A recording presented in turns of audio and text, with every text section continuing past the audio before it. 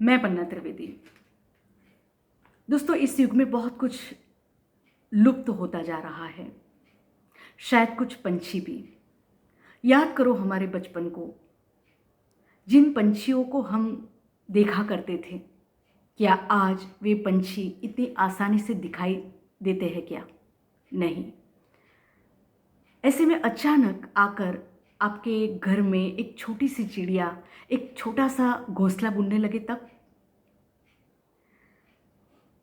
कवि को भी उसे देखकर कुछ भूली बिसरी यादें याद आती है। वैश्विकीकरण के सामने पर्यावरण के से संबंधित चिंता को भी यहाँ वाणी दी गई है। सुनकर जानते हैं कवि क्या महसूस करते हैं। यह कविता है प्रोफेसर आलोक गुप्ता की, जो एक वरिष्ठ प्रोफेसर है। उनकी यह रचना मंथन पाठ्यक्रम में भी समाविष्ट है। आइए सुनते हैं रचना। कविता का शीर्षक है नया अभियान। घर के पिछवाड़े बनाया है घोंसला एक छोटी काली चिड़िया ने। घर के पिछवाड़े बनाया है घोंसला एक छोटी काली चिड़िया ने। वर्षों बाद चहचहाट सुनाई दे रही है। कई वर्षों से गोरैया नहीं दिखाई देती। पहले तो जबरन घर में घोंसला बनाती थी, हमारे एकांत को तोड़ती हुई हमसे जुड़ जाती थी। कितना भी प्रयास करो उन्हें रोकने का, जबरन अपना हक जताती। सजे हुए ड्राइंग रूम में आ धमकती चोंच में टहनियां लिए हमें हरा देती थी।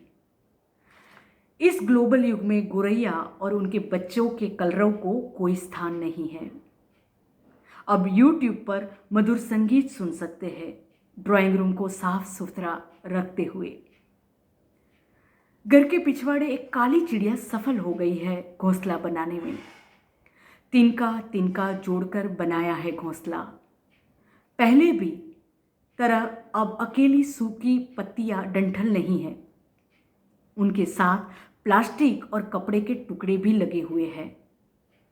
इतना कूड़ा गिराती है नीचे कि कभी कभी धीरज टूटने लगता है।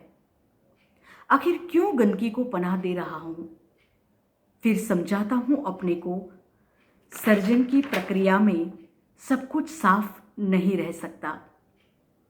अपने भावावेग को कम करते हुए सुनता हूं धीमा मीठा स्वर जो आ रहा है घोंसले से। दाने बिखेर देते हैं हम पास में, नहीं जाना पड़े दूर चिड़िया को। लेकिन चिड़िया दानों की ओर देखे बिना उड़ जाती है कहीं और। कीट पतंगों को चोंच में दबाकर लाती है बच्चों के लिए। 10 बजते बजते सफाई अभियान शुरू होता है चिड़िया का। सूखी बीट चोंच में ले बाहर गिराती जाती है। नीचे बहुत कूड़ा हो जाता है।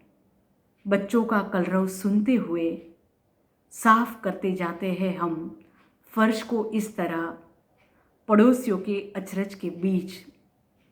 इसी तरह अंदर बाहर के सफाई अभियान में शामिल है हम।